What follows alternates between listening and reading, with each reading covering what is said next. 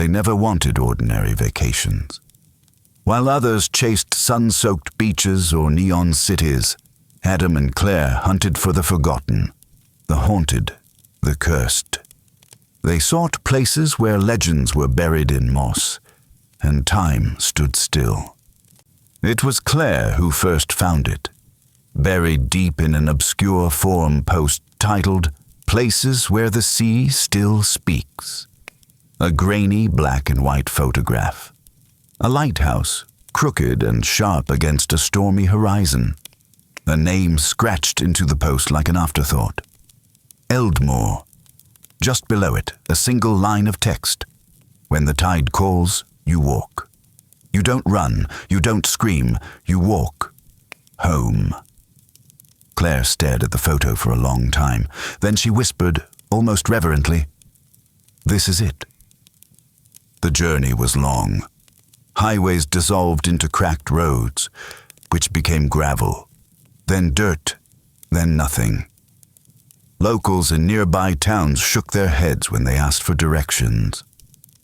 "You don't want to go there," said one. "That place, it don't stay quiet for long." Adam smiled politely and kept driving. Eventually, the forest swallowed them. No cell signal, no trail markers, only wind, the scent of salt, and the groan of distant waves. They made camp just before dusk, nestled between the edge of the dying forest and the ghost of a fishing village. Claire stepped out and looked toward the cliffside.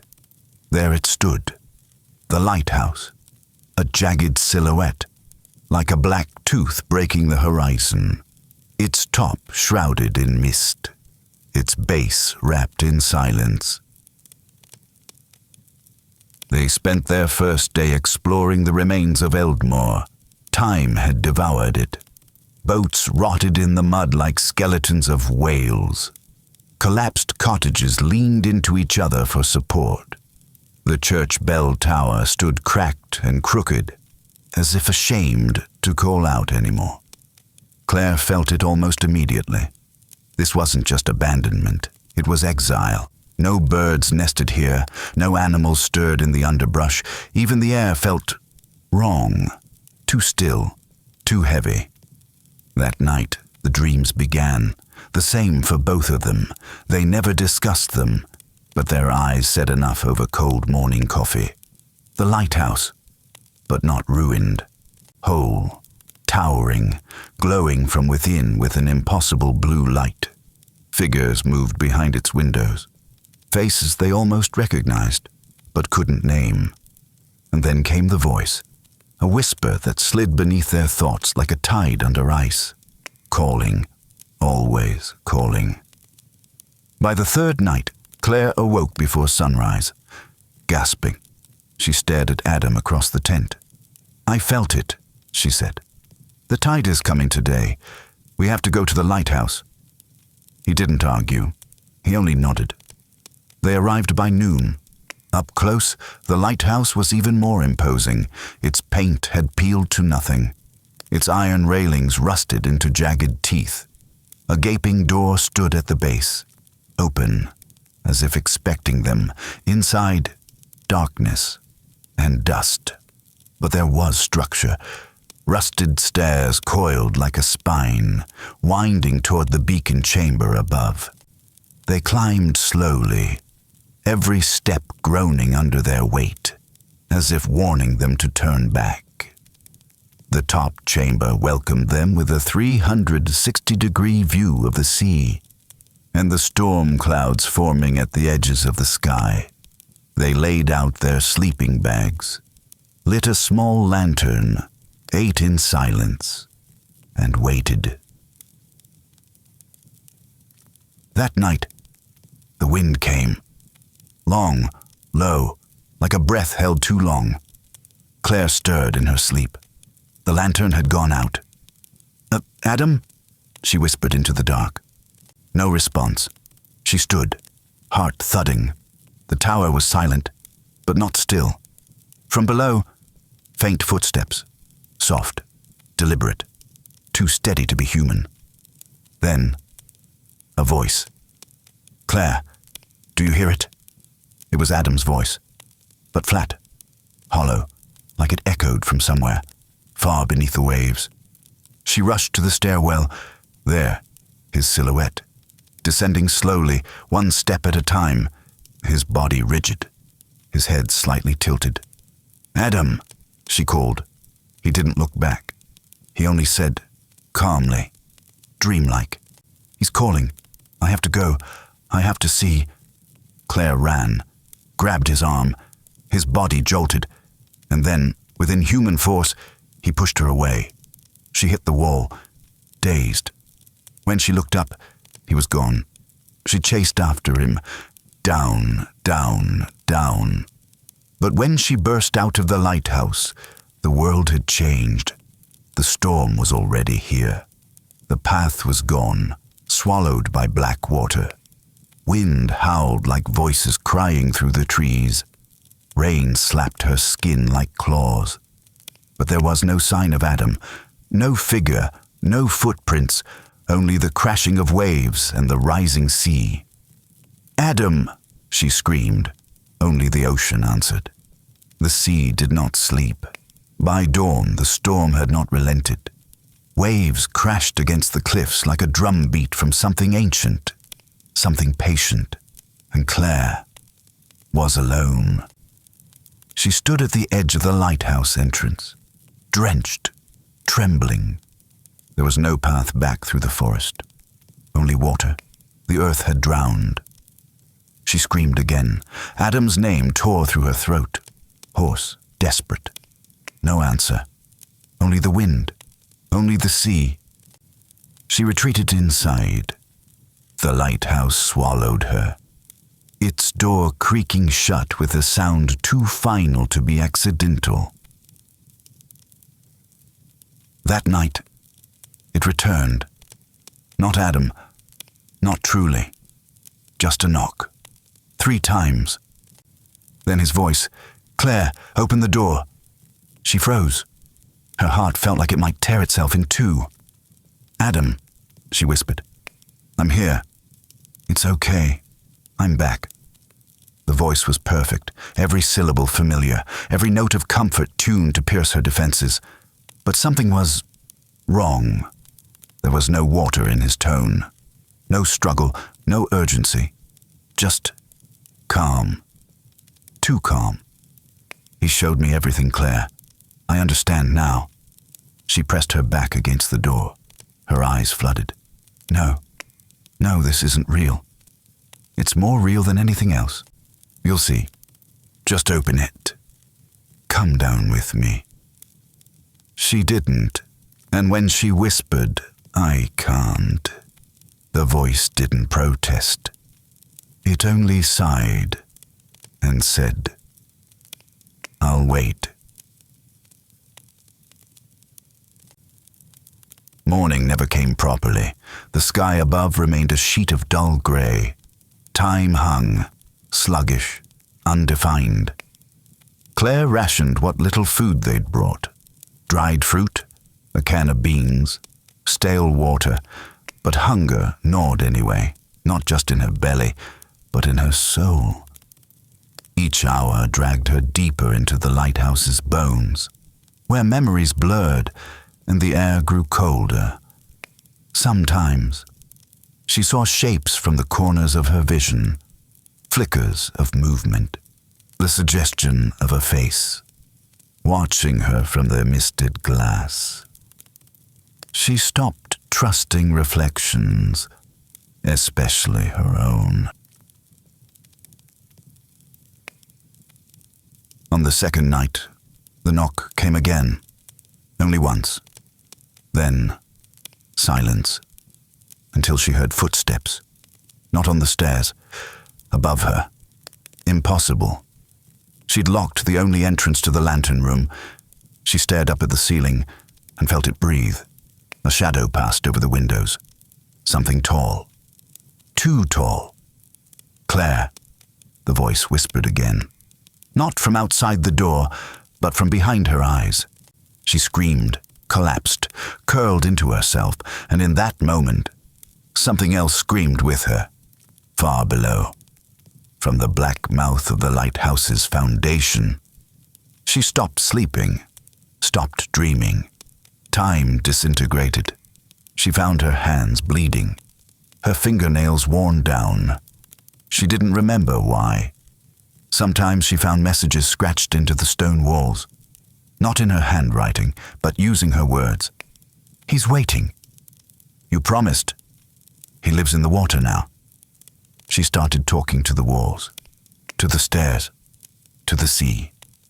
She named the voices. She named the silence, and the silence started answering back. On the fourth day, she found something new, a trail of wet footprints leading from the outer door, across the cold floor, and stopping right beside her sleeping bag. The prints were barefoot, heavy, still dripping. She hadn't heard the door open. She never heard it close. She followed the trail, but it stopped at the wall, as if it had stepped through. She started hearing him during the day now, whispers through the cracked glass, breaths against her neck when the wind was still. One afternoon, she stood at the window, staring at the sea, and for a moment, she saw him, standing on the rocks below, facing the lighthouse, soaked, still, smiling. His mouth moved, but no sound came. She screamed again. By the time she ran down the stairs, he was gone. Only the sound of the waves remained, and something else. Laughter, wet, ragged, echoing from the walls. She began to wonder, what if the lighthouse wasn't just a place? What if it was a door? What if she'd never truly arrived? What if she was already inside something else? Not a building, but a body, a creature, and it was waking up. By the fifth night, the storm eased. The sea began to retreat. She could leave, if she wanted, but she didn't move. She stood at the top of the stairs, staring down into the spiral where Adam had vanished, where the voices sang, where the tide had called, and from below, she heard it again. His voice. "Claire, come home." The lighthouse watched her, from every wall, from every window, from the shadows behind the stairs. It had eyes. She felt them now. Not metaphorically, but truly. Something had changed inside the building. Its silence had become alert, its breath deeper. And Claire had stopped trying to deny what this place was. It wasn't a ruin. It wasn't abandoned. It wasn't dead. It was dreaming, and she was inside that dream. She hadn't slept in over 2 days. Not truly. Only fragments. Shallow dips into something darker than dreams. In those moments, she saw the sea. Always the sea, but never from the outside. In the dreams, she was beneath it, not drowning, not struggling, just there, weightless, watching figures move above her, like shadows behind rippling glass. Sometimes they had faces. Sometimes they didn't. Sometimes they looked like Adam. That morning, if it could be called that, Claire stood in the center of the lantern room. The great lamp above her hadn't worked in years. Its mechanisms were rusted, its glass fogged with sea salt. Still, she felt the heat of it, as if something deep within it still pulsed, still remembered light, and just beneath the metal grate, beneath her feet, she heard a voice, faint, familiar. Claire. She fell to her knees, pressed her ear to the iron floor and listened. "You promised." It was him. His voice was broken, but true. Not like before, not the mimicry, not the thing in the storm. This was different. This was him. She tore open the hatch, descended the stairs, one floor, then another, down, deeper. to the foundation. The stone turned slick, walls glistened with condensation, the air thickened. Metallic, like blood in water. The final level of the lighthouse had no windows, only a single door, heavy, iron, locked from the outside. She had never opened it, not once. But today, her hands moved without question. The key was in her coat pocket, though she had no memory of placing it there. She slid it into the rusted lock and turned. The door groaned open. Beyond it, darkness, but not empty, wet, alive, waiting. The air was freezing, the walls pulsed, the stone glistened with veins of black algae, or something like it. The floor sloped, not built that way. Sinking. Claire stepped inside. The door closed behind her.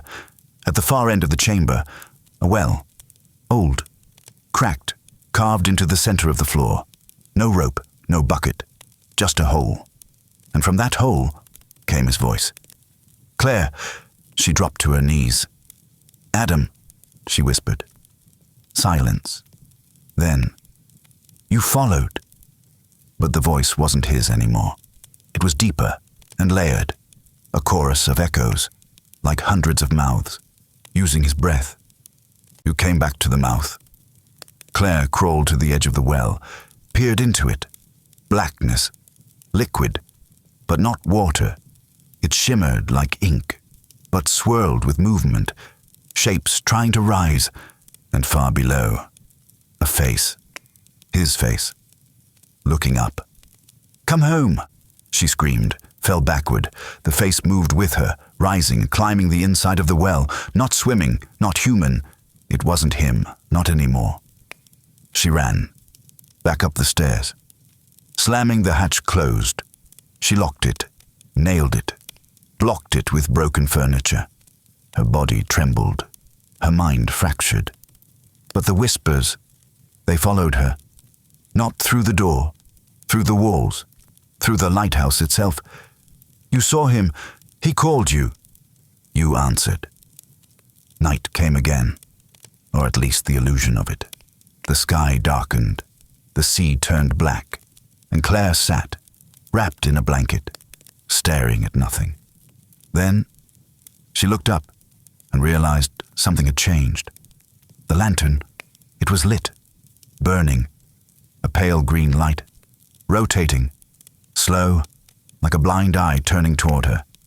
She hadn't touched it, but it was alive again. And through its glow, she saw them outside the windows, figures on the water, walking, standing, dozens, maybe more. Some she recognized, from photographs, old news clippings, faces of those who had vanished. But others, she didn't, because they hadn't disappeared yet. And then one of them stepped forward, pressed its hand to the glass. It was Adam. His skin was gray, his eyes bottomless, but his voice still his. I waited. Claire moved toward the window, drawn. "You said you'd never leave me." She placed her palm on the cold glass. Flesh to flesh. Separated by centuries, by salt, by something no longer human. And in that moment, she almost opened the window. Almost. But something behind her whispered, "Not yet."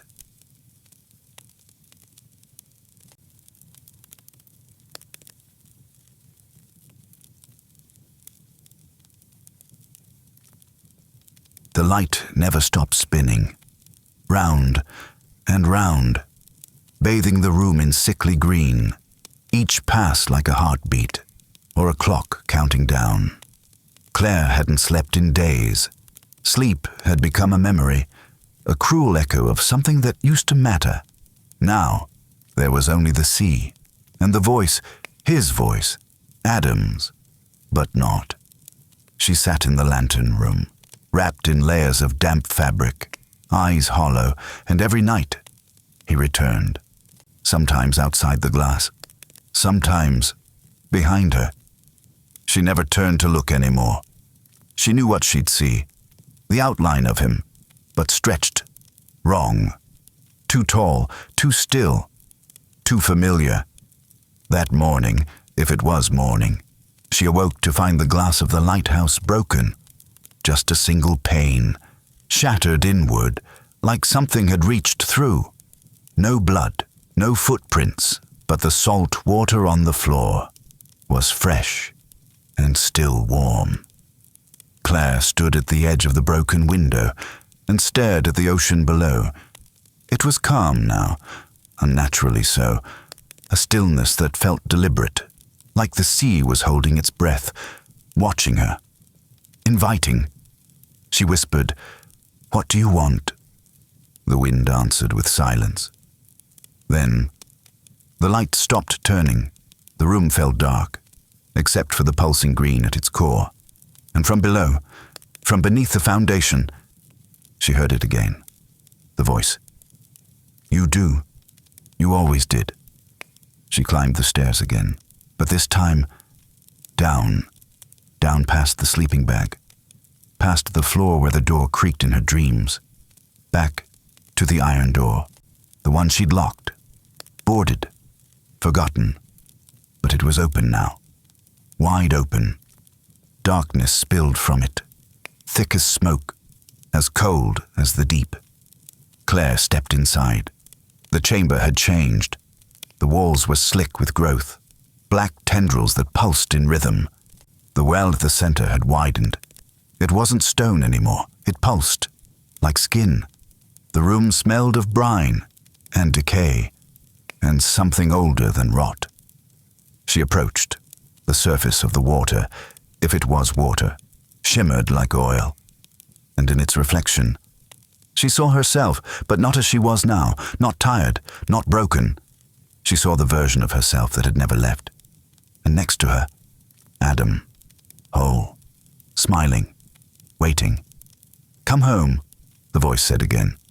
Not just his voice now, but hers, a perfect mirror of her thoughts, her regrets, her guilt. "You promised you'd never leave." Claire knelt beside the edge. The water reached up, ever so slightly, as if tasting the air, and she saw something in its depths, a structure, stone, sunken. It looked like a lighthouse, but upside down, inverted, anchored deep beneath the surface. A mirror, or a prison. "You already live here," the voice whispered. "You never left." Claire's fingers touched the water. It was warm, welcoming. It wrapped around her wrist like silk. No pain, no resistance, only gravity, only pull. And for the first time, she didn't resist. She stood and stepped in. The water did not splash. It opened, accepted, and closed above her, without a ripple. There was no drowning, no fear, just descent. Slow, graceful. The darkness parted for her, and in the distance, she saw it. The sunken lighthouse, its lantern still glowing, but inside out. Its walls alive, breathing, calling. As she drifted down, she saw the others. All the ones who had come before. Men, women, children. None of them struggling, all of them waiting, watching, smiling. And then, Adam. He floated toward her, his body restored, his voice clear, but his eyes were glass, empty, not human. He reached for her hand, and she gave it. "Together again," he whispered. Above her, the surface closed. The real lighthouse, the one on land, began to crumble. Its stones eroded, its glass shattered, until there was nothing. Just the waves and silence. No one ever found the place again. Maps lost its coordinates. The island faded from memory, as if the land itself had turned its back. But on certain nights, when the tide is just right and the moon is hidden, sailors swear they see a light in the fog, spinning, faint, green, calling.